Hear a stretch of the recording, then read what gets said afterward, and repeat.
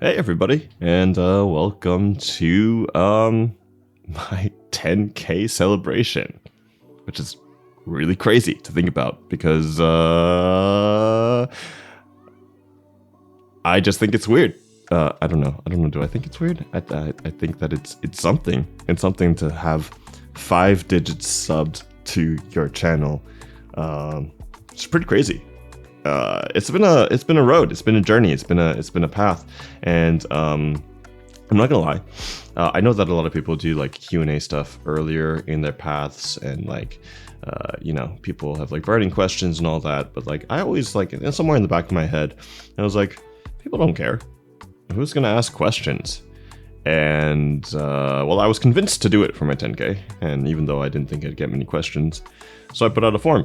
And like maybe I reminded it like once or twice, but like I didn't expect 104 questions. So this might be a bit lengthy. There are some repeats and stuff like that. So like I'll skip over that, and we're just gonna have fun, drink some water, make sure that we don't burn out completely, and go right into it. But before I do that, thank you guys so much for being a part of this channel, being a part of this journey, being a part of this method of storytelling. I don't know what else to say aside from that, I'm honored. Your support means the world to me, and I'm still gonna be here. I'm still gonna make things, and I look forward to what we make in the future together. All right, with all that said, I'm gonna dive right into it. All right. First question is, what do you think the worst part about making ASMR content is? I think the worst thing about making ASMR content is that you are always talking to yourself. You're imagining that there is a listener there and you're acting, but you don't really have anyone to reflect off of aside from your imagination. And I think that's kind of like the thing that can be really lonely about making ASMR content, is that at the end of the day, you are just in your room recording silly voices to yourself. And I think that can be the hardest thing about, and the most isolating thing about ASMR content in general. Some people like it, some people are introverted enough, and I'm relatively I'm like leaning more extroverted in the introverted spectrum. But, I do like to talk to people. I do like to bounce off people. I do like to, have deep conversations, meaningful conversations. And I think, ASMR content stops that from really happening. All right. Favorite ice cream color? Ice cream color? Ice cream flavor. Irish brownie. Yeah, probably. It is. I mean, let's be real. Any ice cream with like alcohol in it just makes it like butter. It's never gonna like freeze up because it has alcohol in it. And it's always gonna be like butter when you scoop into it, and it's gonna like it's so smooth and it's so good, so good.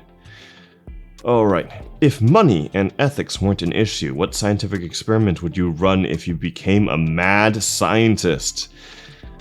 Where do we start? Money and ethics weren't an issue. Money and ethics weren't an issue. I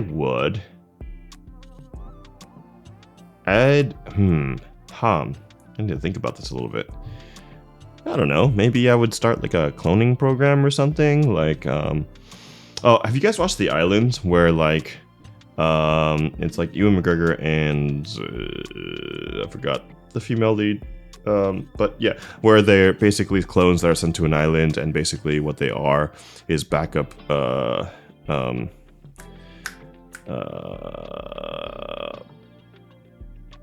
human body parts. What's the word I'm looking for? Just things that fail in regular people from rich people. And they're just backups for these rich people to like basically harvest and use their body parts. I don't know if I would make that necessarily the experiment, but I would like try cloning people and may the best clone win. I mean, what? I didn't say that. You said that. Anyway, moving on. Give us friendship advice, please. Okay. Friendship advice. The biggest thing I can give really is try to be as genuine as you can. Try to be as honest as you can. Try to be as real as you can. Because I think that the problem a lot of people get into is that they try too hard to please people. Because they think that if they please people, people will like them. And I think that works temporarily. I think that works at a base level. But once you grow closer to a person, once you try to share more about yourself, you need to be more vulnerable. You need to be more honest. You need to be more real. And I think that not everyone is going to take that. Not everyone is going to understand and stay friends with you. But that's okay. Because at the end of the day, like, you'll be you and you won't have compromised that for anyone. And you'll find your people. Don't just like be like, oh, see, like they didn't like me, so nobody will like me. Because that's not true. I think you need to be real to you. And you can debate with people because, people are different. But I think finding those people that understand who you are, can debate with you, can be real with you in return, that's a real friend. Yeah. Anyways, that's my friendship advice. What is my favorite tea? Oh, probably tea from Jeju Island. There's a lot of different flavors. I find honey black tea really good. I also like mixing Manuka honey with a lot of my tea in general. If you haven't ever tried Manuka honey, I would absolutely suggest that you do, or encourage that you do, because it is amazing and saves lives and cures world hunger and world peace and etc. etc. etc. So try it out. They're not a sponsor. Anyway, what's your favorite joke?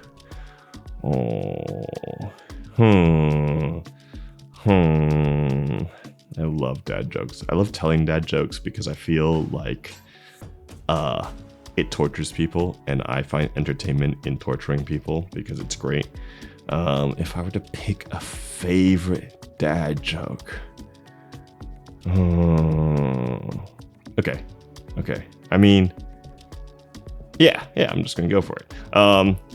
What was it? The question you would ask a person is, what would you call a deer that is blind? And the person would go, I don't know. And you would say, no idea. And then you would ask them, what do you call a metal deer that is blind? And they wouldn't know. And you would say, still no idea. And that is my favorite joke. I'm sure you are all laughing or shaking your heads and dying inside. Sure. Okay, moving on. What do people assume because of your appearance? What do people assume because of your appearance? Are they right or wrong? I think the question is supposed to be, what do people assume your appearance is? Are they right or wrong? I've actually never asked what people assume my appearance is. I think that they look at my avatar or my profile picture, and they're like, okay, he's like tall, fit, and blonde. I'm tall. I'm relatively fit. I'm not blonde. I naturally have black hair.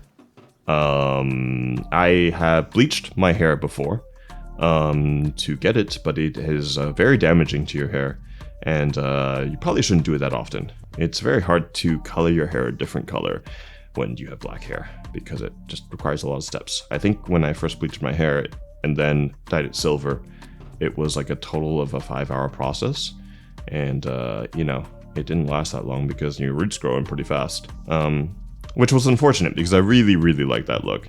And I don't know, hey, maybe one day I'll go into wigs and just say screw it, right? All right. 3 random pet peeves. Hmm. Hmm. Hum. Hmm. Hum. Hmm. Hmm. Hmm. Hmm. 3 random pet peeves. My brain is doing the dial-up right now.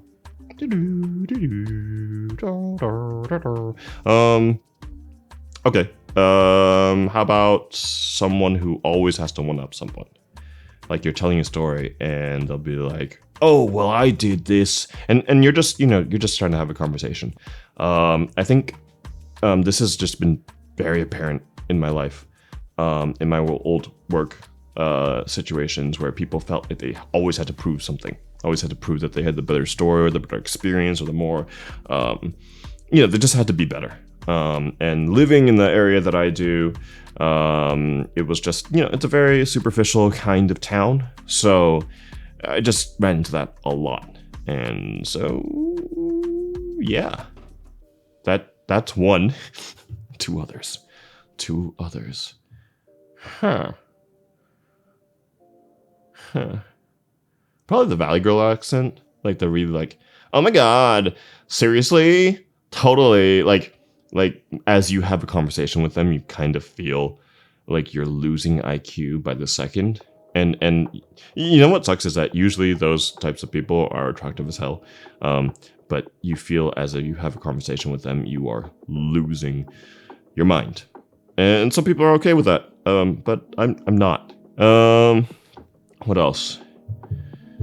I already talked about one up kind of falls in place with someone who always acts tough. I guess acts tough is particularly is one. Is like, I would fight them, I would stab them, I wouldn't let anything go. Who the hell do you think you are? When in reality, you know that if trouble ever happened, they would be the first one to run or freeze. I think that's one of my 3 pet peeves. Yeah, if I were to say. Okay, moving on. Would you rather fight a dino-sized squirrel, or 100 squirrel-sized dinos? Fighting a dino-sized squirrel is terrifying, because squirrels are already fast, the size they are. I'm trying to imagine, okay, how big is this dino-sized squirrel? Because what if it's like, one of those tiny ones, and which are already the size of squirrels? Because if they were that size, yeah, I would fight a dino-sized squirrel. I would just kick it really quick and be done with my day. But if it was like a T-Rex sized squirrel, I think I would handle 100 squirrel-sized dinos, get in my car, and drive away. I think that would be the case. Yeah, exactly. Moving on. Next question. Squirrel. Yeah, that's the question. Cool. Moving on. You are an ASMR creator and people love your voice. That's not a secret. But do you ever get compliments or comments about it in your normal day-to-day life? If so, what was the most unexpected comment reaction so far? So this is actually a story. When I was 19, I was applying for a job it was like a telemarketer job. And I had my first interview over the phone. And when I was going through the interview, the guy didn't believe that I was 19. He thought I was like my father or something, trying to get his lazy son a job or something. Because he's like, "Are you sure you're 19? You sound like a 50-year-old man." And obviously, I didn't get a call back or a job. It didn't matter what I said because they didn't believe me. But yeah, I don't know if that was I guess that's the most unexpected comment or reaction in my life, and that will always stick with me because I thought I would have killed it as a telemarketer salesman. But unfortunately, that wasn't the case. Moving on with life. We go on and we do other things. That was a long time ago. Do you want your ASMR thing to become a full-time job or let it stay more like a hobby? The amount of time that I put into it now, it is a job per se. However, there are a lot of things that I do on the side, whether it's streaming, whether it's auditioning, whether it's everything that I am doing is very voice related. So if I were to say jobs that are voice related, that would be something that I would make my full-time job, that I already am making my full-time job. So it takes a lot of time because I'm juggling all these things, like working on what do you call them? Like full scale audio dramas, being a part of other full scale audio dramas, constantly auditioning for whether it's like medical or interpersonal or like educational readouts, even like small passages from audiobooks. Unfortunately, nothing that I can really share because it uses my name, because people want to know that they're hiring a human, a real person. But those are things that I do on the side all the time. As far as like ASMR itself, I do want to put a lot of time into it. However, I do believe that the niche itself is a little limiting. I don't think that it can fully really be someone's full-time job because it is a smaller niche. So yeah, I don't know if that really answers the question. I just think that voice work is something that I absolutely want to pursue as a full-time career. When will you start? When will you start going by Papa Percocet? I'm pretty sure I know who made that question. And the answer is, I did make that my name for a bit. On my Discord, which if you're not part of my Discord, link is down below or somewhere in, the channel. Come by. We're pretty cool people, I think. Sometimes. Yeah. I'm great at advertisement.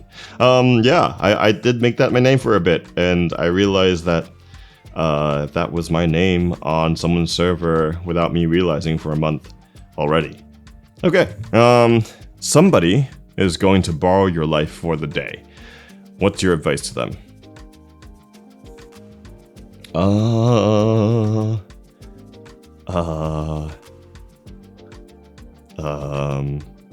What is my... Someone's going to borrow my life for a day. Would they even want to? I don't know. Don't... Let me think. Borrow my life for the day. Would you really want to? Yeah. You're just going to be sitting in front of the computer a lot and recording things, and make sure you drink a lot of water, drink a lot of tea, use Manuka honey because it cures world peace, you know what I mean? Use Manuka honey a lot. Maybe not too much because I've gone through maybe too much.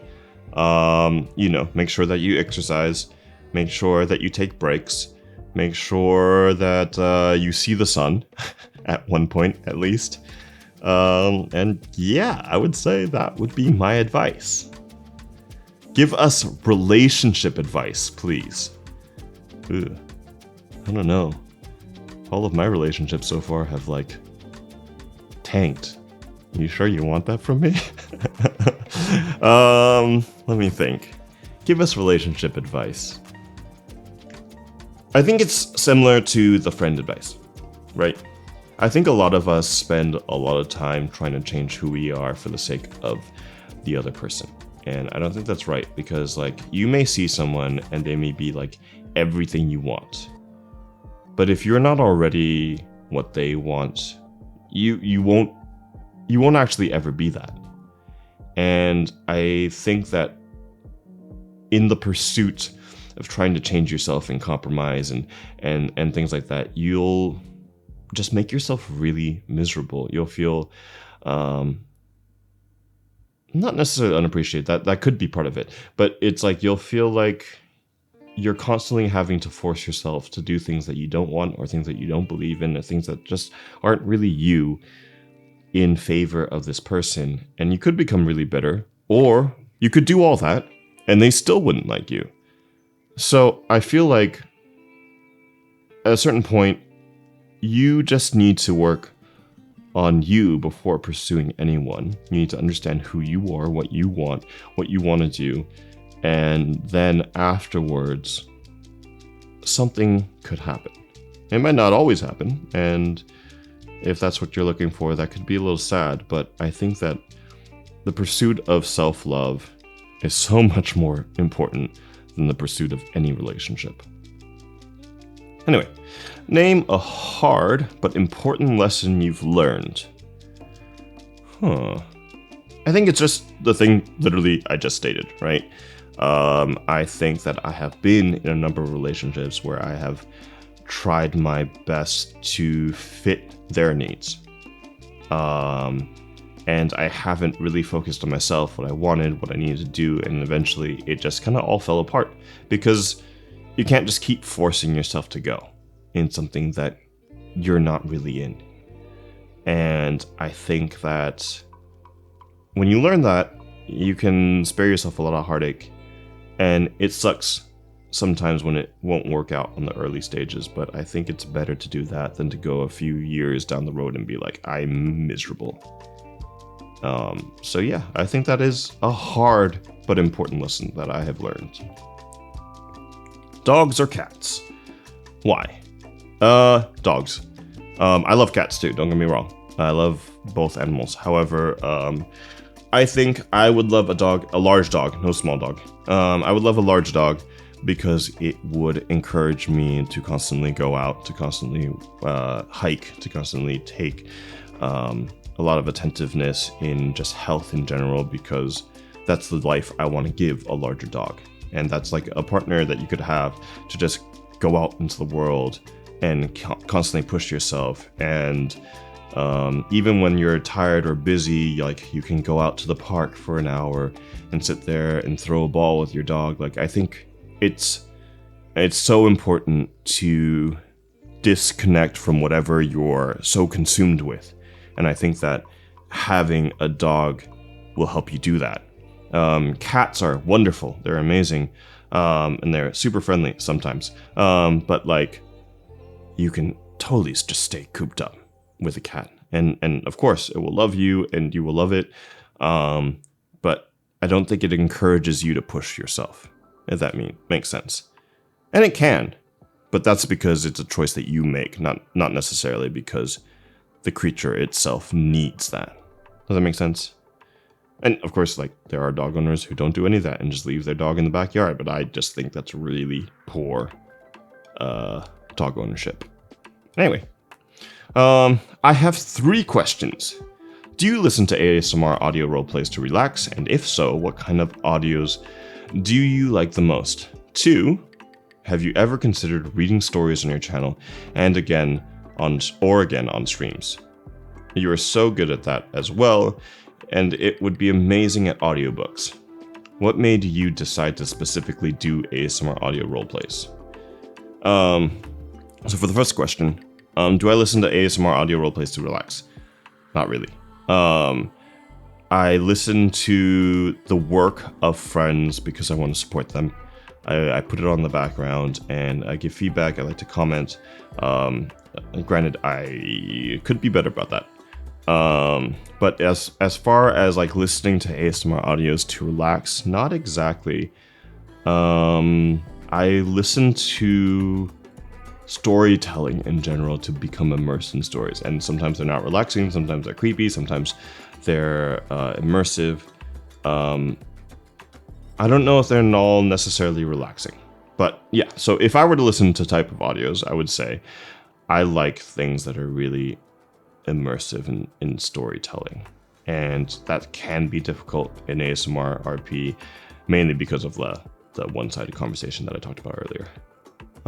2, if you listen to so in terms of reading stories on my channel, I did consider that at one point. It was just a little too much to juggle. I was thinking of doing like the Reddit stories, whether Reddit horror or Reddit whatever stories, on like my second channel, but it was just an endeavor that never took off because there was just too much to juggle at the time, and I don't want to take on too many projects at the same time. Would I do it again on streams? I would definitely do it again on streams. I think it was a lot of fun last time I did it on stream. Was it my last birthday? Possibly. I don't really remember when I did it. Anyway,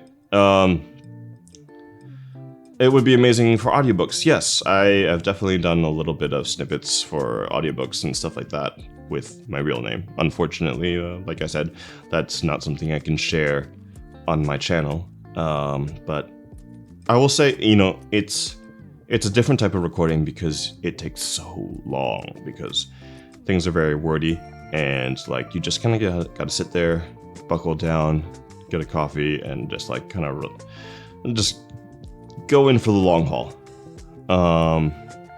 Sorry, what made you specifically do ASMR audio roleplays?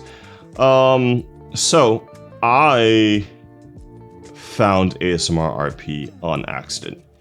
I've shared this before, but before ASMR RP, I worked in film and in the film and TV industry.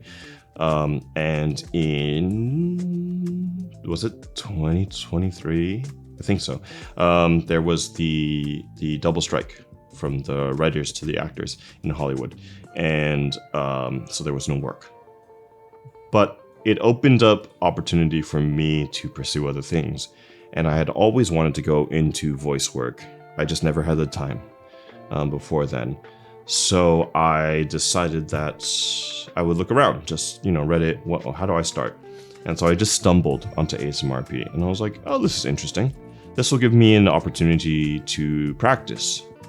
And so what started as really just a practice thing has evolved and become my thing for the past 2 years, which is pretty crazy.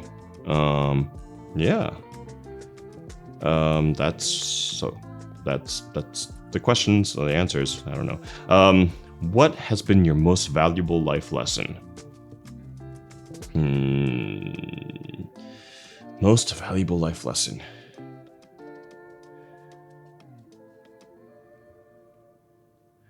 I think my most valuable life lesson has really been about self-love. I think that no matter what anyone exterior tells you, friends, family, anyone, no matter how capable or how amazing they say you are, I've realized that it doesn't matter, because you yourself are the one who decides whether you accept it. And I think there definitely was a portion of my life, and I still struggle with it sometimes, where it was like, oh no, I'm not good enough. No matter what people would say, no matter what people would do, I wouldn't really agree with it. I wouldn't really accept it. And I think that I've realized that I have to tell myself that first. I think the most valuable life lesson is to go and tell yourself that even if you fuck up, even if you fail, even if you're struggling, you need to tell yourself that you are enough.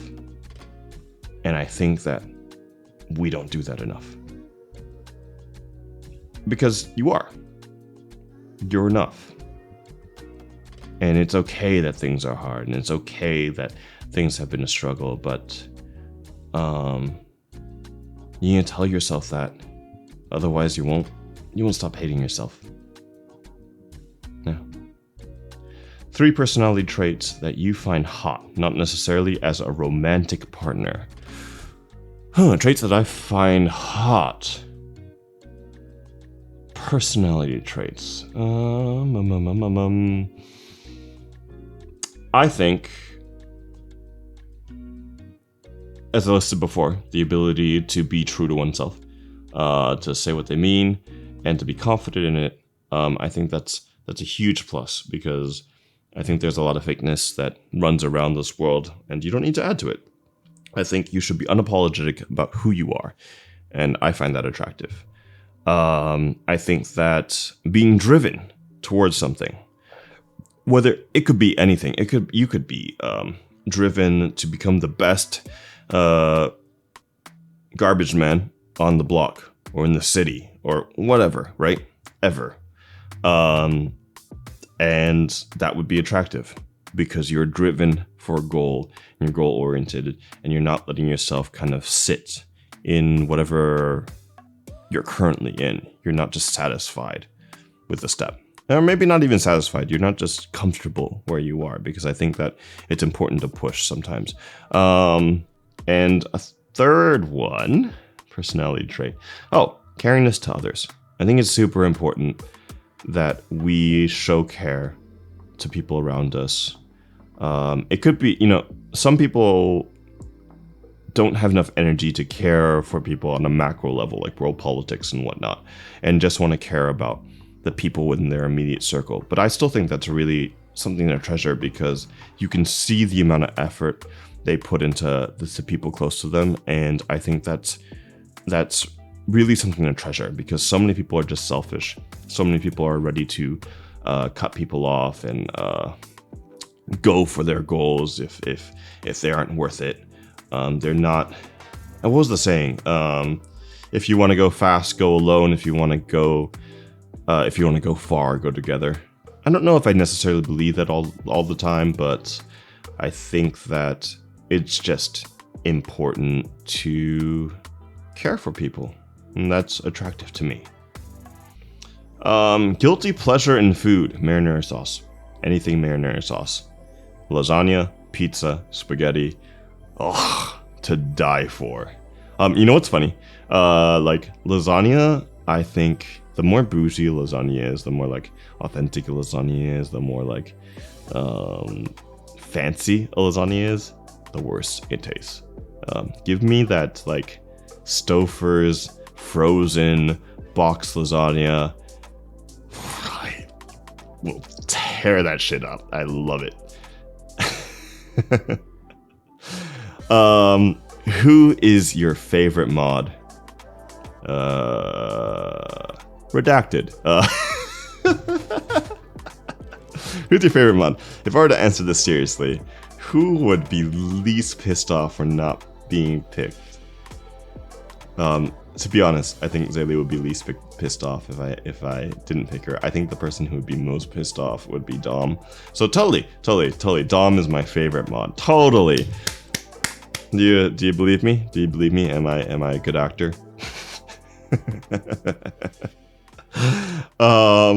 What is the hardest way you've learned an important lesson? I think this is more of a repeat. I think we've answered that above, so I'm going to move past it. No questions, just thanks. More dominant characters and hypnosis, please. Oh, well, thank you. Dominant characters, I mean, always. Hypnosis is an interesting thing that I definitely should research more, or not research more, but dive more into.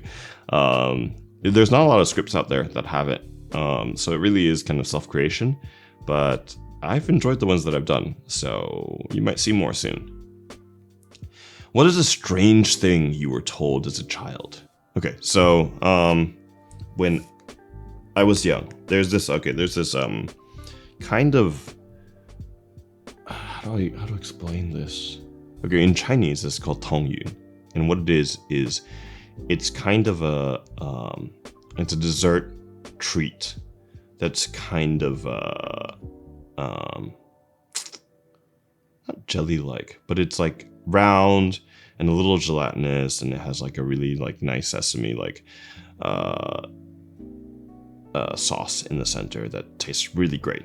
And I think we were gonna have guests over, so my mother had made some and put it into like this glass kind of bowl where we could see it, and I was a child and I was staring at it because it's interesting, because it's like there was like a sugar liquid that it was kind of floating in, and you could just, so I was staring at it, and my brother came up to me and he was like, "Hey, look, doesn't it look like a leech?" And I didn't touch it for like 10 years. And that was, his way to get me to not eat the dessert that he wanted by traumatizing me. It's great, The strange thing that, I was told as a child. What's your getting to YouTube story, and who inspired you? I think I kind of told how I got into ASMRP, but who inspired me? There weren't a lot of people that I listened to in the beginning. It was more like, I'm looking up ASMRP as a genre. So I think the big ones that popped up at the time were Milky Tea ASMR and it's been so long I forgot her name. Oh well, moving on. What expensive thing have you bought is definitely worth it? So I have this story about going to Japan and dragging Dom with me. Actually, no, it's the other way around. Dom technically dragged me because he invited me to go to Japan. And so when we were in Japan and walking around, we saw all these people kind of wearing these like beige trench coats. It was just so common, right? And the more I saw people wearing it, the more I was like, oh, this is pretty cool. I kind of want one. And you know, it's a very like kind of like London thing. People in the States don't really wear it. But so many people were wearing it. It was just such a thing, right? And it was like advertising for them. And so I was like, you know what? I want one. But I couldn't find it anywhere. And we just searched all day.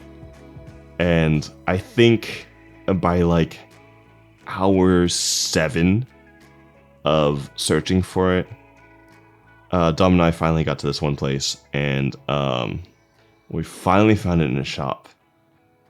And so I looked at the price, and I was like, I did the mental math in my head. I was like, oh, it's only like $100, right? And I was like, okay, this is great. This will be fine. I finally get the jacket that I want, that we spent like, you know, an entire day looking for. And I went to the cashier to pay for it. And I ran my card. And then I get the ping in my phone. I had missed a 0 when I was translating the currencies in my head. And so it was like, you've been charged $1,000. And I was like, oh, well, And then I was just like, you know what? I spent all day looking for this. This is the one, you know, really expensive thing. Yeah, I'm gonna keep it. And we walked out, and it's in my closet right now. Is it definitely worth it? I mean, it is a statement piece that I will keep for the rest of my life, hopefully. And, you know, I have worn it very, very infrequently, meaning like a total of maybe 3 times, 4 times, 5 times maybe, because it is hot where I live. And, yeah. Was it worth it? Sure. It was totally worth it. What's your favorite family tradition? I don't really have family traditions. Actually, you know what, like, this is technically my tradition, not even my family's tradition, but it became a family tradition when I, like, started spending more Thanksgivings with them, is, ever since 2013,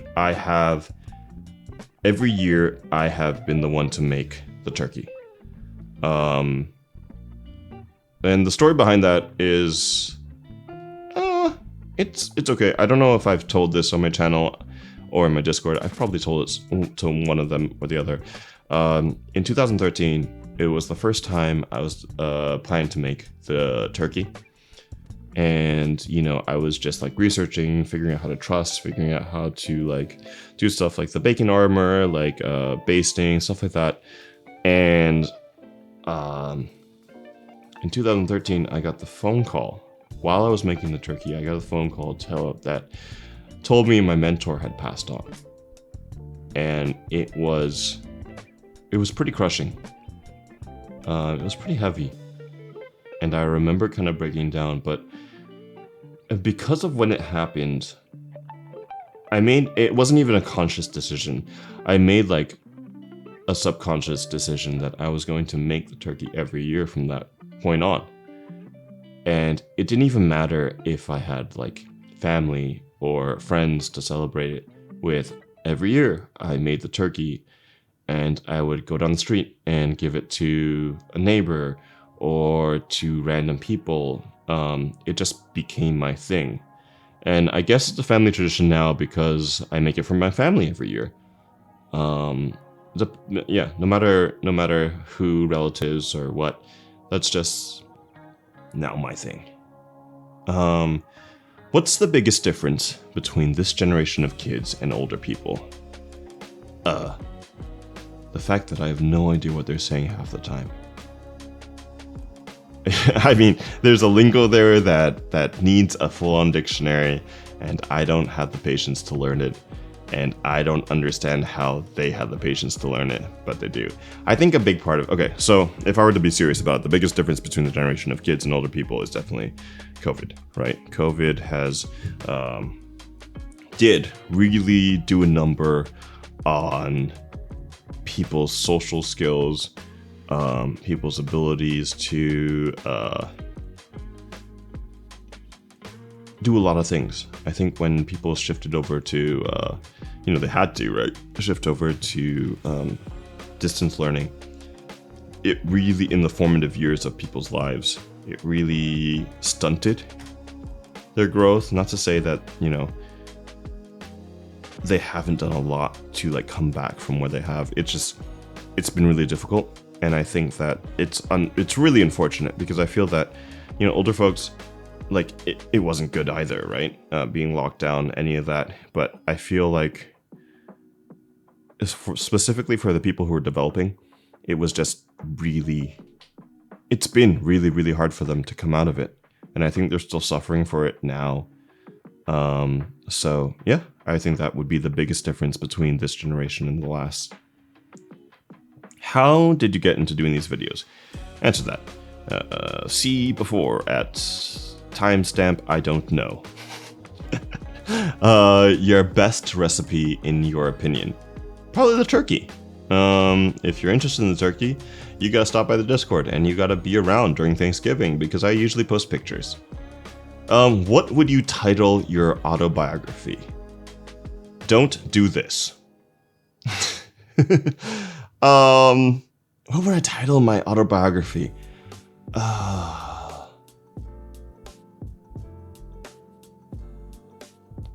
me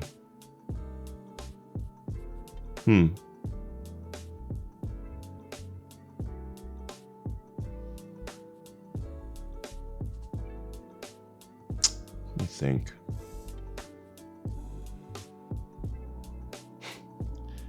One of my favorite movies is Pursuit of Happiness. I just felt like I really related to it. If you haven't seen it, it's an incredible film. You really should. If you saw 7 Pounds or Collateral Beauty, those were made by the same director, and both of them starred Will Smith, and so did Pursuit of Happiness. Granted, I know there's like current things about Will Smith, but it's still amazing. And if you haven't seen it, definitely go see it. I think that's what I would name it, because I think it's simple enough where it isn't like conceited, and I think that's relatable enough that I think that because everyone is pursuing happiness in one way or another. You have people who are sad and miserable and depressed, but I still think that they are still some part of them is still pursuing what they perceive as happiness. They just don't know how. And there's definitely been points in my life where I've been there. So that's what I would name it. The Pursuit of Happiness. Have you ever had a dangerous or uncomfortable situation that made you feel, damn, that was a close one? Yes. Do I want to go into detail? Not really. I will, I won't go into detail, but I've definitely been, held in gunpoint. I've definitely been shot at, and that's about as far as I'll go with that. Do you use the same voice in the bedroom? Wow. That's a question. I don't know if I should answer that. You know what? Screw it. Yeah, sure, I do. Yeah, definitely. It's not always, right? Because you're not always trying to be like so domineering. But it's, the tone of voice. Yeah, you learned something today about me that I don't think I wanted you to know, but I answered it. What's a moment you will cherish forever? What's a moment I will cherish forever?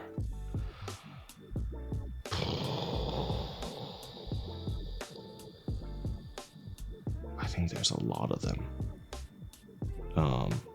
I think that I have been blessed with a lot of moments that that will sit with me forever. And I think if I were to be like back to the basis of it, I'll talk about like a moment that I'll treasure forever are moments with my mentor at a time that I was kind of a shitty kid. And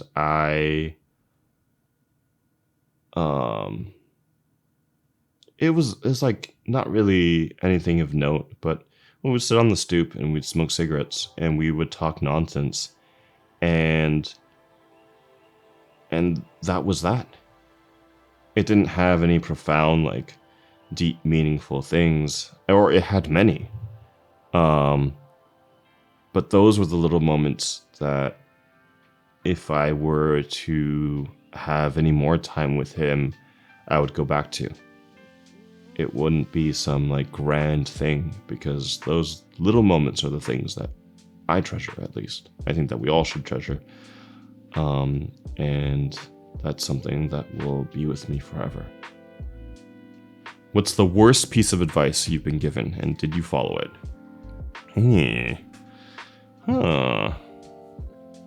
What is the worst piece of advice I have been given? Did I follow it?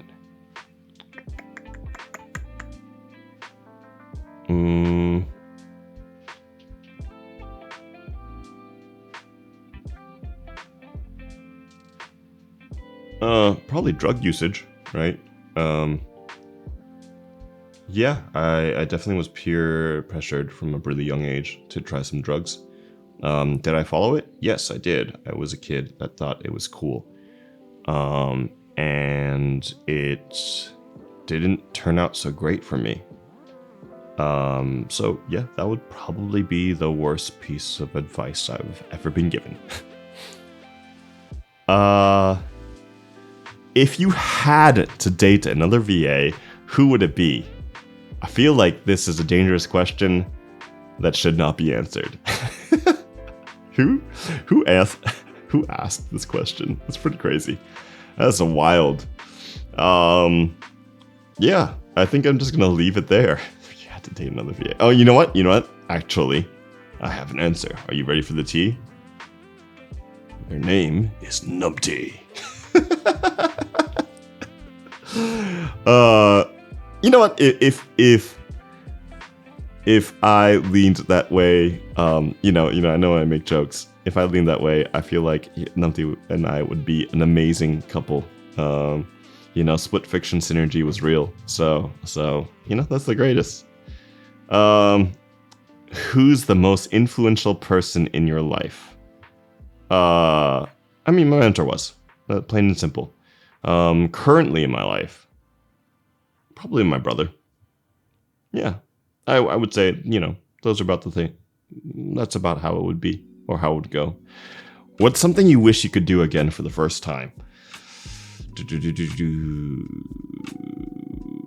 First time. One thing I wish I could do for the first time. Huh. Maybe, you know what? Building my computer. I think, like, it was terrifying the first time I built a computer, but I really enjoyed the process. And I think every time I build a computer, I do really enjoy the whole process of it. I have guided a number of people through building their own computers. I have helped people pick out parts, and stuff like that. I just enjoy tinkering. And I think the very first time I did it, I was like, oh, this is crazy. Granted, ultimately, I know that these days computers are made to be quite easy to put together, should you just like watch some tutorials. And I also think that if I liked it so much, I should probably, not be a coward and do all the custom water cooling that I bought parts for and never touched. But you know what? I'm scared. And I don't want to blow up my computer. So, I think that's a legitimate reason not to do it. Yeah. Okay. What's an insult you'll always remember? An insult you'll always remember. I don't really know, honestly. I don't remember any insults. I'm not gonna lie. I feel like insults are hot in the moment, and they may be good singers in the moment, but I feel like they have a very momentary effect. So that's it. I don't know how to answer that. I'm sorry. Yeah, there's no like great like zinger that I can give someone. It happens in the moment and then it fades as fast as it came out. I'm sure there's people out there who like keep track of what to say to people given certain situations. I'm not. So yeah. What about yourself? Do you have trouble acknowledging? Oh, a lot. I have trouble acknowledging that I'm okay. That it's okay to do things at my own pace, at my own path.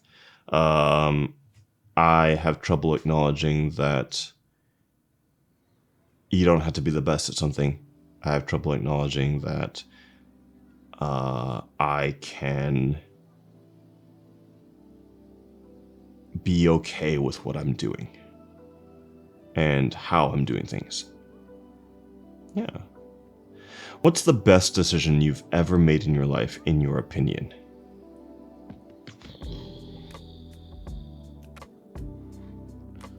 Best decision I've ever made in my life, in my opinion. Quitting smoking. Yeah, I would say so.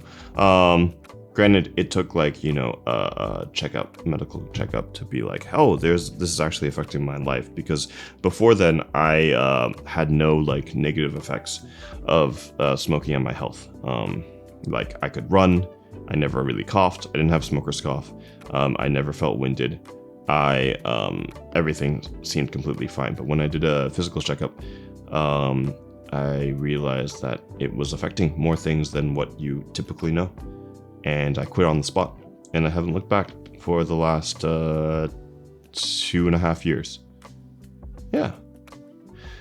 What is the most important quality you look for in a friend, in a romantic partner? I think it would be the same as I said earlier. The ability to be yourself. To say what you need. But also, I think the ability to debate, to discuss, to be open-minded. In terms, yeah, I don't know. Is that the most important? Yeah, I would say so. Actually, I'll stick with that. What's the best year of your life so far, and why? Oh man, I don't know. Best year of my life so far, and why? I really don't know how to answer that. I think that every year has been pretty good, at least in my adult life. But they all have their struggles, and they all have their ups and downs. And I think that because they've had their struggles, they've all been really great because I've learned a lot from them. And yeah, I don't really know how to answer that. Yeah, I hope that was good enough. What do you think the sexiest number is besides 69? It's an interesting question. Can I say like 88 or just 8? Because no, I get it. 80085. There you go. Boobs. That is the sexiest number aside from 69. All right. Weird question alert. What's a favorite body part that you are attracted most to? Okay. And also, what's your favorite body part? Just what's my favorite body part? Sorry for the weird question. Answer this in a cheesy way if possible. What's my favorite body part that I'm attracted to? 80085.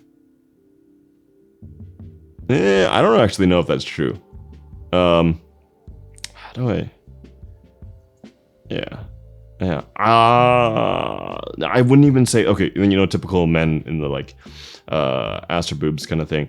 I wouldn't even say it was ass or boobs. I would say face. That would be my favorite part because, like, I don't know, like, ass, boobs, body is like, yeah, you work on that and or you use plastic surgery, and the face can also be plastic surgery. But I think that, like, I really connect to a person through their eyes, through how they speak to you, and how you face them. And I just think that face is the most attractive. And also, what's your favorite body part? What is my favorite body part? To what? I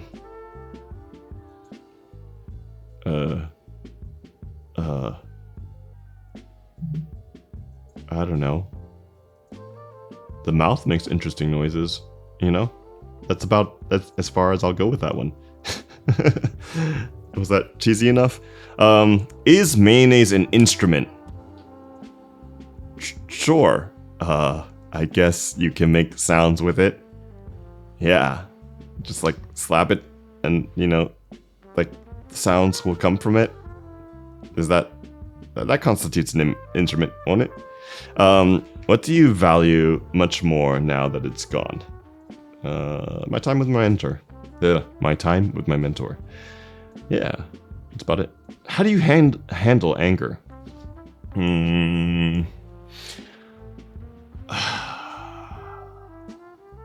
I think that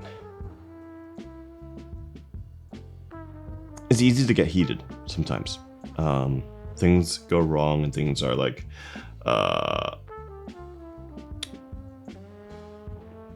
things just go wrong sometimes. The world is unfair sometimes. There's a lot of problems that are happening all the time. And it's easy to be angry. I think it's a lot harder to be calm. And I also know that, like, my type of anger, when I get angry, I get more confrontational, I get more rude, I get more mean. And I don't want to be that way. So I think a lot of that is, like, I try to take a step back and I think, like, try to imagine things from the other person's perspective or whatever might be on the other side of the argument, and do my best to be like, is it worth fighting them over? Not physically fighting. I mean, it could be physically fighting, but not in this day and age. I'm an old man now. But, like, is it worth, like, losing a relationship? Is it worth that kind of level of response? And sometimes it is. Don't get me wrong. Sometimes you do need to take action. Sometimes you do need to stand up for things. But other times, a lot of the times, it's not. And when it's not worth it, I tell myself that it isn't. And that there's better things to do, better things to put your energy into. And you can come back to the issue later and hopefully solve it. And it'll be so much better. And it always does turn out a lot better when you give problems space to cool down, settle down, and come back to. You've told us plenty about your life, as well as the hardships you've endured. It's admirable. Were there moments when you thought that you wouldn't get out? What kept you going and fighting in such daunting days? Oh, I never thought I was going to get out. And I don't want to say that anything that I did necessarily kept me going. It definitely was external factors, right? It definitely was my mentor that kind of pulled me out of some really dark days. And for that, I can never do enough to repay. And I think for a long time in my life, I tried to repay in some way by doing good deeds or whatnot. But the reality is, you do it because you want to. You do it because that's what you learned and that's how you love on people. And so that's all there is to it. What kept me fighting was nothing of my own. But I would say that a part of it had to do with like the ability to accept help. And I don't think that everyone can do that. I don't think that everyone does do that. I think that everyone can. I think a lot of people refuse that. But sometimes you have to admit there's a problem first. And it's okay that there's a problem. We can work from there. What job would you choose to have if money were no object? Be a voice actor. It's not necessarily like a money thing. It's something that I love to do. It's storytelling through... I mean, first of all, it's storytelling. So you can say it's writing, you can say it's acting, you can say it's directing. Like I've worked in entertainment for a long time now. And the original reason why I got into any of it is the ability to storytell. Because it truly affects people's lives, thinking... just across the board. I think that... I guess so, if I were to say like a job to choose... would be under anything under that span of storytelling. That's what I would pick. What's the dumbest thing you've bought? What is the dumbest thing I've bought? Oh, so I told you that I have, I worked in film and TV, and often I would go out into the field and I would need a lot of things like papers, binders, even a printer on hand. And when I'm saying going out in the field, like going out into like the desert with these things, right? And so like for the longest time I was looking for solutions, and I think like Go kits and things like that to like kind of move things around. The first version of my Go kit that I created was not good, and it's kind of just sat in my room. It's like a big Stanley case with a ton of stuff on it, and it doesn't look half bad, but I've like never used it. I was about to say like I've used it once. No, I've never used it. It's too bulky. Like, yeah, it has some wheels, and I can like pull up a handle and bring it with me. The thing is heavy as hell. And yeah, I've definitely done better since then. Nowadays, if I ever go into the field, I have like a briefcase that opens up into like the back of it is a whiteboard. It has an LED strip that lights up. I can magnetic tag like put paperwork up on the back of said open briefcase. And like on the bottom there's like a strap that will like keep my laptop in place and stuff like that. So definitely come a long way since then. Is that the dumbest thing I've ever bought? Probably not, but it's the one that I can think of right now. Yep. Okay. What is... Oh, let me see. Where are we with questions?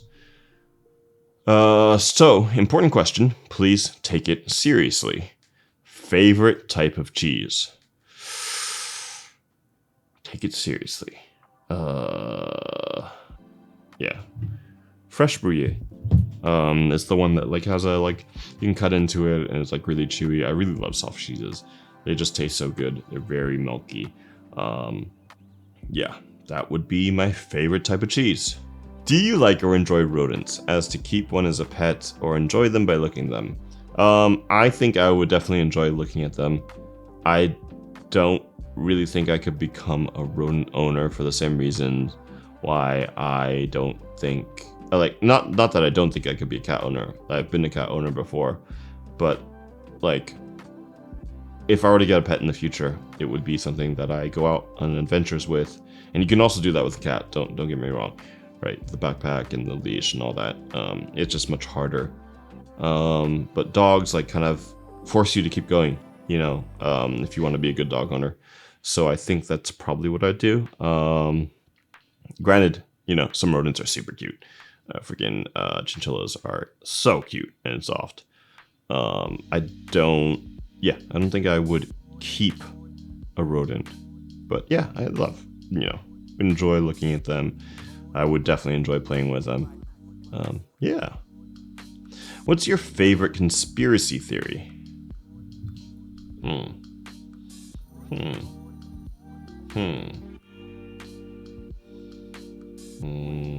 You know, the lizard people, you know, are controlling the government, and we just gotta rise against the powers of them reptilian folk. I don't know. I don't even know the conspiracy theory really. What's my favorite one? I question mark. Yeah, cool. Did I answer your question? I think I did. Where have you felt most accepted?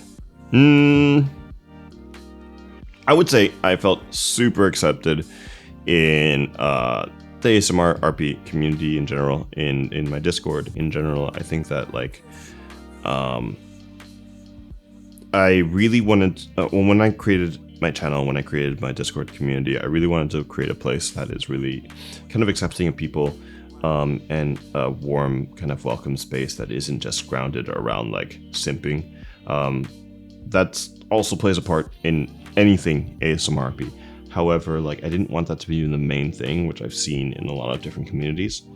And I think that while it was kind of unusual to do that with my Discord and my community, it's really worked out, and I think that people have like really taken a shine to it. And yeah, I would say that's the place I've felt most accepted. Why do you hate squirrels? I don't actually hate squirrels, okay? I was just playing a game and they gave me an option to shoot the squirrel. Did I think that they were gonna actually let me kill the squirrel? No, but I did. So now I kill all squirrels, I think. Have I killed all squirrels? I killed some squirrels. I kill all squirrels that I had the option to. I kill all, okay, when you are in a game, you kill creatures. You've played Minecraft, I think. You kill the sheep, you kill the cows. You don't kill the dogs or the cats, but like, you do things. So like, yeah, I'm doing a very good job of defending myself. I do not hate squirrels, okay? I have not killed a squirrel in real life, okay? You heard it here first. What book made the biggest impression on you, good or bad? Probably the Narnia series. I was just super young, and we had the whole series at home. Like with the, I don't know if it was the original art, but in my mind, it will be like the original art. It was like it was a really old set, and I loved them. Did I really know what they were about? No, not really. I was too young. But yeah, that's about it. When are we going to see you? You're not. I don't think you will, at least. That could change in the future. But the whole point isn't because like I'm ashamed of my looks or anything like that. I think like I'm pretty normal looking. I think that, but at the same time, I think it's important as an anonymous storyteller to remain anonymous because, and that's the reason why even my avatar has a mask on, is because I don't want, it could be anyone, and I don't want it to be under the expectation of the person behind the mask. The whole point is to take on the characters, be able to say and be this person for the community rather than just me. Which, just me also works. And it, like I said, in the future may change, but I have no plans of doing that at the meantime. What's the first thing that comes to mind when you think of success? Money? Lots and lots of money? Do I actually believe that's what success is? Yeah, kind of. It could be. But that is the first thing that came to my mind. So yeah, I answered. First three things you unconsciously look for when meeting someone new. First three things that I count. Let me think. I look for hygiene. I look for genuinity. I look for eye contact. So really like their confidence, how real they are, and how well they keep themselves. That's kind of the first three things I look for. If you could be a dessert, what would you be? A dessert? I'm a whole ass meal. No, I'm kidding. If I could be a dessert, what would I be? I would be... I'd be... I'm trying to actually think about it.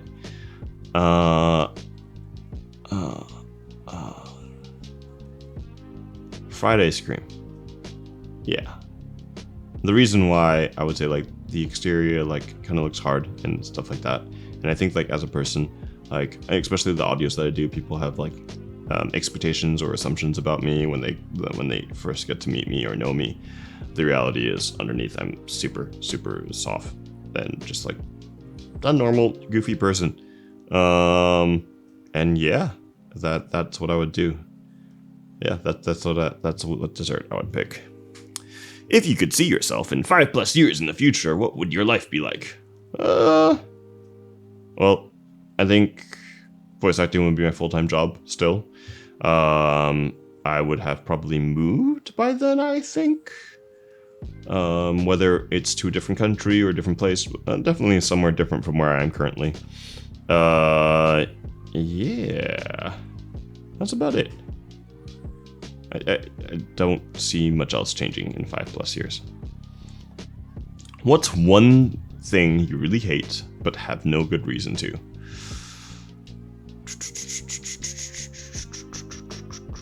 One thing that I really hate but have no good reason to. His name is Dom, but I have many good reasons to hate him. You know what I mean? You know what I mean? Yeah, that's about it. That's my answer. What is the weirdest food combination you've ever tried?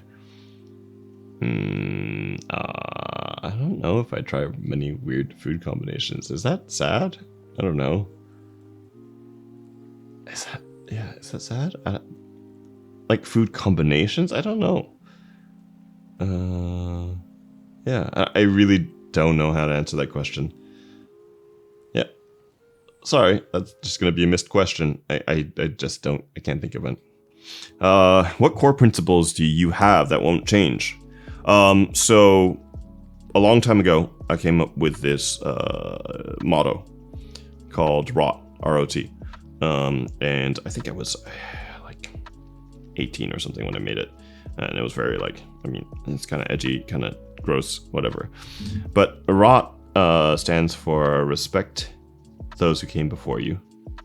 O is observe those around you. And T is teach those that come after you.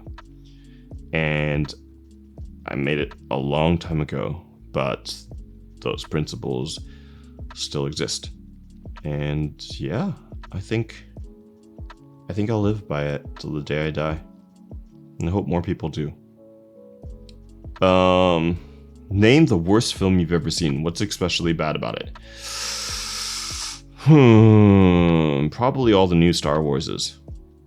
What's especially bad about them? They suck. That's it. Yeah. And before you say something like Snow White, I haven't seen it. I don't plan to see it. Sorry, you can't make me. You'd have to tie me down to a chair and force my eyelids open to watch that movie. But yeah. Anyway, how did you meet Dom, Cheerio, and Zaylee? How did I meet Dom? We played a game called Final Fantasy 14 together. Yeah. When I met him, I thought he was a big asshole. Just like, you know, flouting around his like success everywhere, how great he was. And I was like, who's this guy?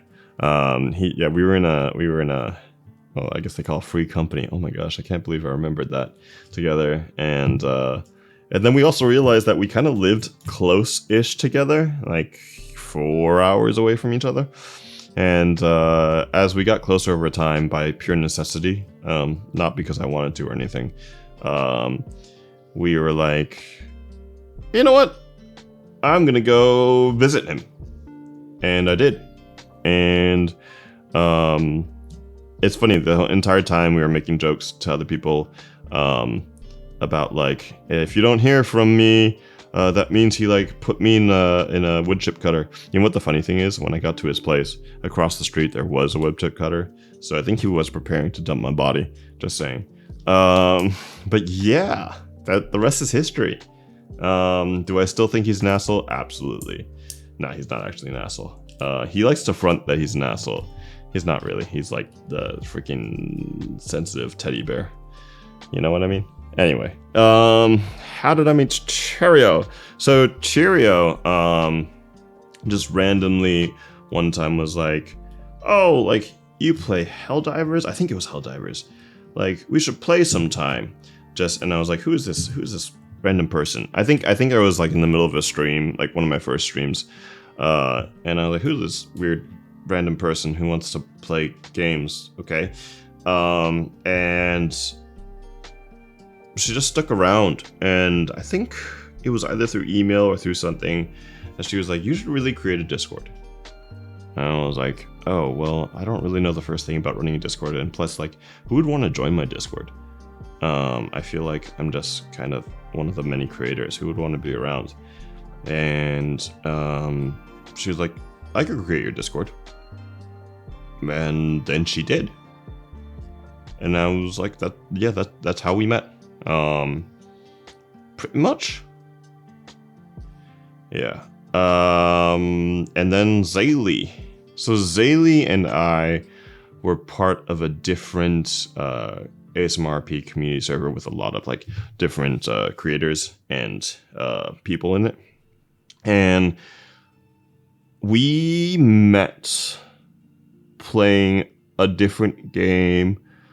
I think someone else had introduced us, and we were just playing games, and I don't know how we got to talking more, but eventually we started like playing Minecraft together, and just like messing around. I think we made a really weird looking bridge, but it wasn't really about playing the game. We were just kind of like talking, and I felt like there was just a lot of kinship. Like, we connected really easily, and you know, we just got really close that way.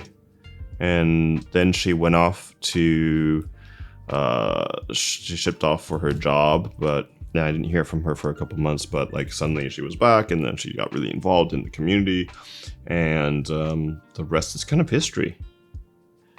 Yeah. I think that's about it. That's how I met the three of them. What would you do? Wait. What would you do, and where would you be theoretically if you hadn't pursued your current career? I think I would still be doing Hollywood things. The problem with that is Hollywood is currently in a gutter.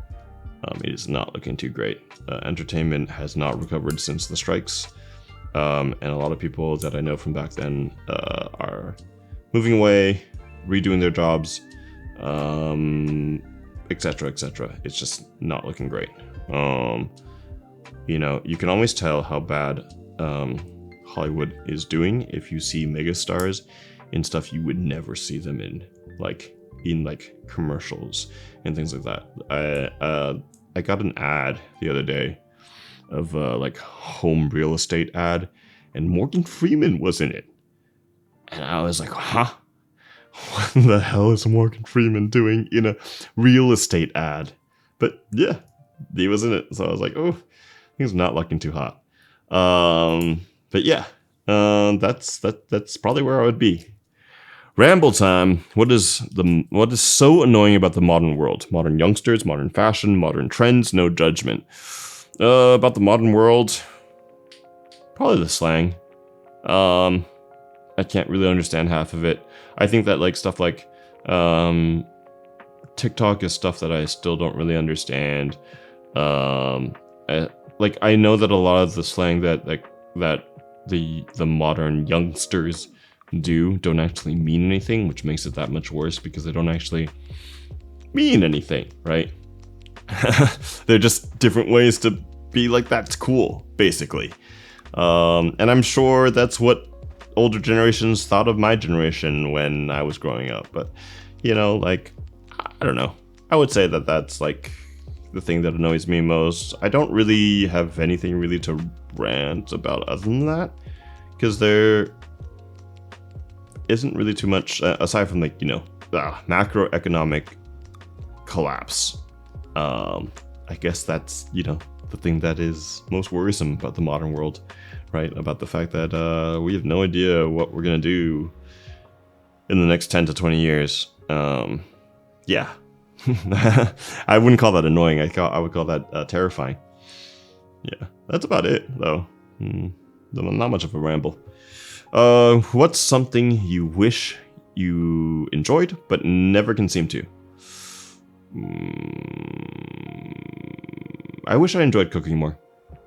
I used to work as a... So I used to enjoy cooking, and then I worked as a cook. And it's pretty bad in professional kitchens. I don't know if you guys have ever heard horror stories, but like, you know, the Toxic Chef series I started was really just an emulation of my like experiences and how toxic and misogynistic and borderline violent it can get in the back of house. When I say borderline violent, I do actually mean violence in general, because anything that can be thrown in the kitchen, I've seen thrown, including knives, pans, hot oil, things like that, at other people. Like, you know, people are angry when they're working with heat and sharp objects for hours on end, and probably, you know, fiending for drugs. And it happens. So I think that's kind of carried with me. I don't really enjoy cooking anymore. I still can cook. I still think I am a pretty decent cook. But it takes a lot for me to go and do it. Okay. Have you ever experienced culture shock? So when I first moved to the States, my first time in a fast food restaurant, I was very confused of why they had the drink machine outside the counter. And I was just very confused because there was where I'm from originally, there's no such thing as unlimited drinks or unlimited refills, because it doesn't make sense at all. But I remember I finished a drink and I was like, oh, why is the machine outside? I guess it's self-service. But I went to refill my drink, and then I went to the counter to pay for it. And they just stared at me like I had grown a third eye. And I guess I kind of did in their eyes. So yeah, that would be an experience of culture shock. Yeah, but the answer is yes, I have experienced much culture shock. Because I've moved from one side of the globe to the other at a very late age in life. Would you be interested in streaming games and cooking streams? Also, what was the worst date you've been on? Okay, 2 questions. Would you be interested in streaming games? I do stream games on my Twitch. You can find the information on my channel. Would you do cooking streams? I would, if I could like get it set up, right? Like get cameras overhead and stuff like that. Also, you know, question earlier, I don't exactly enjoy cooking, but you know, I could try it if I had the setup for it. What was the worst date I've been on? So I got catfished a while back. You know, dating apps and all that. And yeah, I just got straight up catfished, and I was like, in my head, I was like, how do I just make her hate this date? So at the time, this is a while ago, there was like a $2 theater for reruns in like a kind of crummy part of town. And so I was like, I'm not even gonna buy a full movie ticket. I'm gonna go to these $2 theaters. And it was like kind of like sticky and packed and like not like really well ventilated. And I was kind of dying there. I'm not gonna lie. I was like, I'm suffering for my decisions right now. But yeah, had the whole movie, and by the end of it, she asked me like when we were gonna meet up again. I was like, I'll contact you, and I drove away and never looked back. Was that the worst date I've been on? Probably not, but that's the one that sticks up in my head right now. Yeah. Okay, nostalgia time. Nostalgia time. Gosh, I can't speak anymore. Let me grab some water real quick. Nostalgia time.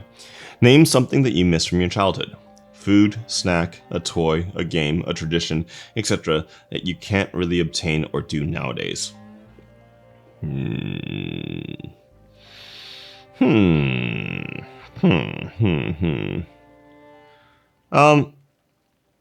I think so. I think you can obtain this, but I think there's a lot of things from childhood that you can obtain in retro stores and stuff like that. But I miss the SNES, the original Nintendo, and I miss playing the Mickey Mouse game. It was weird. It was like Mickey Mouse becomes Jack and the Beanstalk, and like Pluto got kidnapped by, I forgot the other guy's name, the bad guy's name, and like you go on a straight up adventure and you can get different outfits that like one does magic, another one turns you into Robin Hood, and you can grapple hooks and stuff like that. It was pretty advanced for a game way back when. But yeah, that would be nostalgia central. It was a hard game too. I don't think I ever beat it, but yeah. Which of your characters would you least like meeting in person, and which would be my BFF? I would hate meeting almost any of them. Yeah, I think most of them are super toxic. Most of them are ready to kill me. I don't care that they love me. I really don't care. Yanderes in real life are a big no. And no, thank you. Please live on the other side of the planet, or please don't live at all. Yeah, I think that's about how I would feel about meeting any of my characters in person. And which would be my BFF would probably be the very few like sleep aids that I've done. Yes, please scratch give me like hair scratches while I go to sleep, please. Thank you. That would be it. So we know you have a Patreon with spicy content. Serious question though. Have you ever felt self-conscious about recording stuff there? If so, how did you overcome it? No, not really. I think I pointed that out earlier. I think in the very beginning, I was like a little weirded out about making the sounds in my room by myself. But I don't think I felt super self-conscious about it. I think it was just an expression of me. And I guess that's the best way to look at it, to be like, hey, this is normal. And if you just see it as normal, then you'll be a little less self-conscious about it, if that makes sense. Let's see. Interesting fact about the place you were born, if it's possible without doxing. It's an island. It's an island nation. Does that help? Cool. That's an interesting fact. No, I got one. It is less than 100 years old as a nation. It's a very young nation. There we go. What inspired you to start making ASMR content? Please see the previous answers of this question at quote-unquote timestamp that I'm not going to look up. Whee! You said many times that you would like to be closer to your heritage and your culture. Is there a particular tradition from your home that you would love to start practicing more? Maybe. Probably just the language. I think that like being in America around English speakers for all of my life right now has really made me lose a lot of my language ability. And I think that so I started Duo late recently being like a third of a year ago at this point. But you know, I think that keeping up practices is super important, because you'll just lose languages if you don't use them. That would be that. A free 10K special free full audio, please. All my audios are free. What audios are you specifically referring to? Okay, so maybe not all my audios are free, but you know what I'm talking about. All right. What kind of mic do you use? I use a Shure MV7. It's a dynamic microphone that I spent a lot of time researching before I got. For example, if you ever see any vodcasts, anything professional, you'll usually see this more expensive version, the Shure SM7B. The MV7 is more for like personal use, at home use. Does great if your space is not super treated. Like you won't hear as many echoes or things like that. And I don't have any like soundproofing currently up, but everything's been fine so far. So I love this thing. One day I'll probably upgrade, but in order for me to upgrade, I would probably have to build a sound booth of some sort. And yeah, so until then, I'm sticking with this. What kind of audios do you love making the most? I like doing stuff that's story driven. It doesn't necessarily matter the genre or the type of character that I'm playing. I want to see something that's deep in lore, deep in character description and motive. I want there to be something complex in there, which is really difficult in ASMRP because one, the audios are kind of short, two, the listener doesn't really respond, so it's hard to be complex when the answers are very like simple in response. But when it's done well, I think it's really, really good. What would you title your memoir? The Pursuit of Happiness. Any weird obsession? Currently, I am obsessed with Expedition 33 and the weird Destral bosses. I don't think I really have any weird obsessions.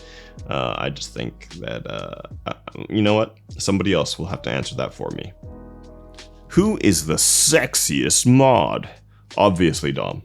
Very 100,000% Dom. Just, you know, he knows it. We know it. Everybody knows it. Since you've been streaming more, you got any plans of branching out of ASMRP? Actually, yes. I do enjoy streaming, and I do enjoy the fact that it has a possible larger reach than ASMRP. I do love ASMRP. I do love storytelling, and I do think the same goals can be achieved in streaming via like D&D and things like that. The whole thing is about growth and about reaching more people. So I think that I will still branch out from ASMRP. Of course, I'll keep up the channel, and I love still making these audios for everyone, and I think that people do love listening to them. But it is something that I plan to continue to grow on. What have you learned about yourself in the past year? I've learned that if anything, if you want to change anything about yourself, the best way to do it is to build the habit first. And not to make some grand, like big change, but to take the small steps to build the habit, whether it's to fitness, whether it's to better eating, whether it's to better sleeping, is to do the small steps first. Because if you look at a problem as like a cake, for example, like a birthday cake or something, if a problem is as big as a cake, the thing looks massive. You won't be able to eat or finish it. But if you take a slice at a time and you keep at it, then eventually the cake will be gone. And I think like that's an illustration that my mother told me when I was super young. But I think that it is something that took me a long time to start to implement it. What's the fastest way to make you mad?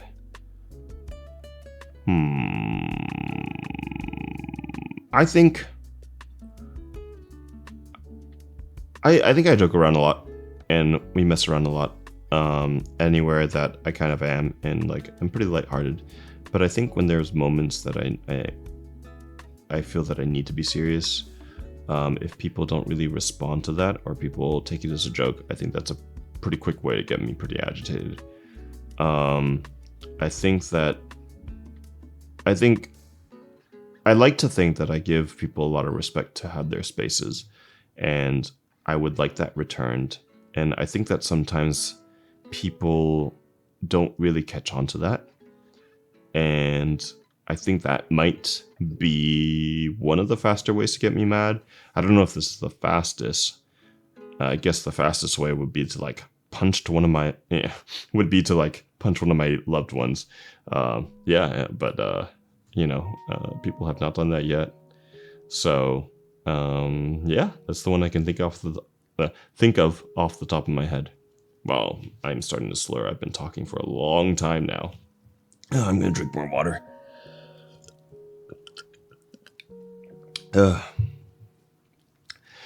If you could adopt another perspective of life, what would it be? Ooh, I don't know. That's a really difficult question, because I feel like in order to adopt another perspective of life, you need to know what it is. And do any of us know perspectives of life that are not our own?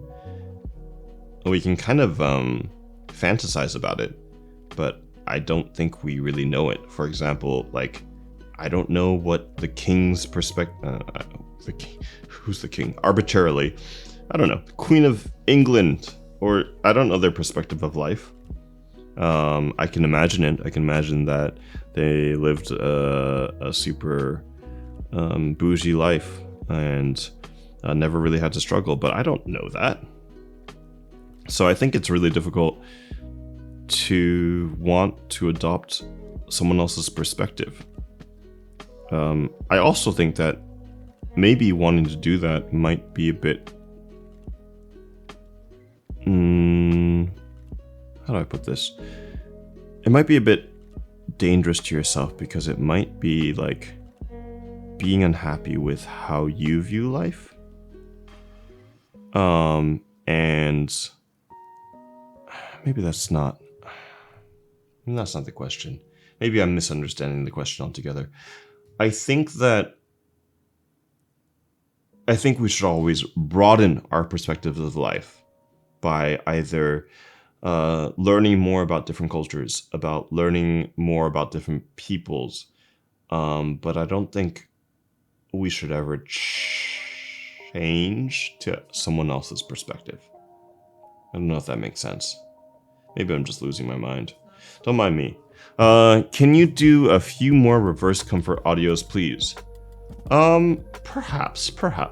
I think the problem with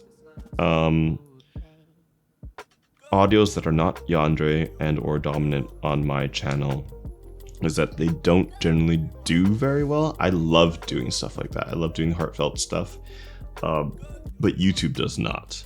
And for some reason, they usually tank. But I do try to throw them in here and now. So hopefully we'll see some more of them.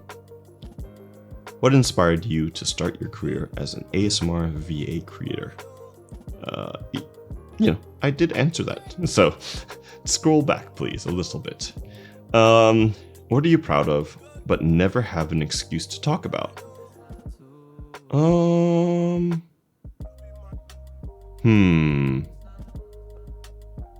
I think I've had plenty of space to talk about things that I feel are achievement in my life. I think that's something that I really appreciate my community for, because they're open to learning about things that I've done and things that I've learned and things that I've experienced. And for that reason, I've been able to talk about things that I'm either proud about or not proud about.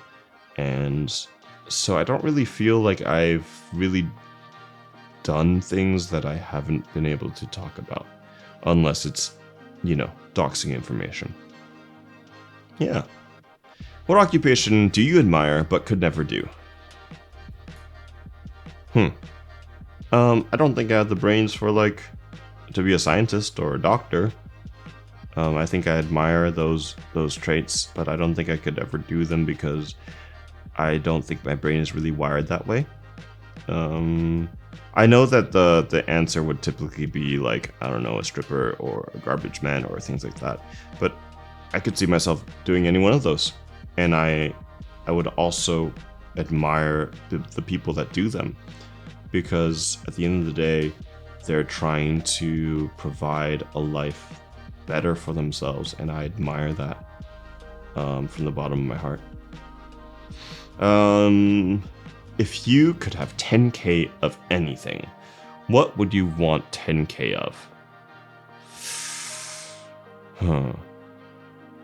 I would want 10k of $1 billion. That makes sense? Does that math? Anyway. All right. I have reached the end of this audio. All right. It is 1 hour and 52 minutes. That's pretty crazy. Once again, I want to say thank you guys so much for being a part of this space, for being a part of my journey, for supporting me until 10k subscribers. Thank you so much, and I will, as always, see you in the next one. All right, peace, love, and applesauce, I guess. This is Percy, and I'm out.